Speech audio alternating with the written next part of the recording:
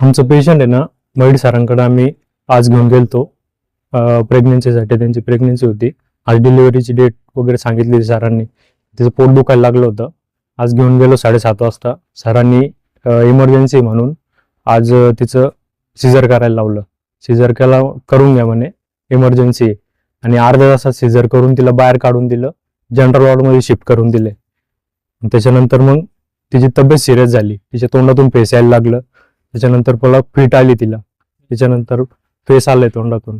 अजून पण डॉक्टर खाली आले नाही. 20-25 मिनिटं डॉक्टर वरतीच होते. आम्ही तिथं सांगून बोलून सुद्धा नाही आले ते. त्याच्यानंतर आम्ही परत सरांना फोन केला. सर आले खाली. ते सिस्टरांना फोन करायला लावला. त्यांनी फोन केला. 20-25 मिनिटानंतर ते खाली आले. खाली आल्यानंतर त्यांनी पाहिलं की ती सिरियस आहे म्हणून. आणि तिची तोंडातून फेस वगैरे ते निघतच होता. आणि छाती वगैरे पण पंप केली. त्याच्यानंतर म्हणे कामगार हॉस्पिटलला घेऊन जावं. त्याच्यानंतर ते कामगार हॉस्पिटलला घेऊन गेले.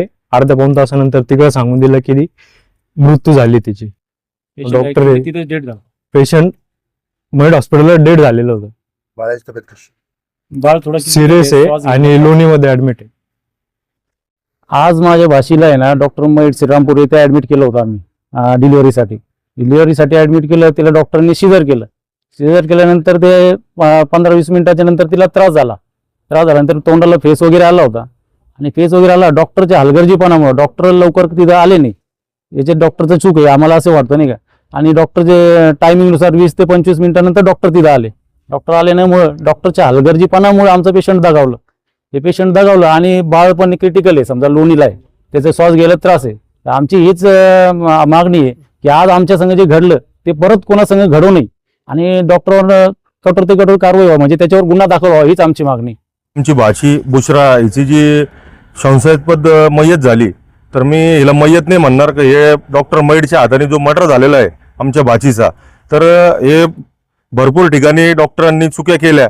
आणि जिथं स्पेशल तिच्याजवळ डॉक्टर पाहिजे होता तिथं एक आपल्या दवाखान्यातली कामवाली बाईला तिच्याजवळ उभं ठेवून सिझर झालेल्या लेडीजला काही म्हणजे जे पाहिजे, जी ट्रीटमेंट पाहिजे किंवा जसं सांभाळ पाहिजे होता तिचा, तर त्या प्रकारे तो झालेला नाही.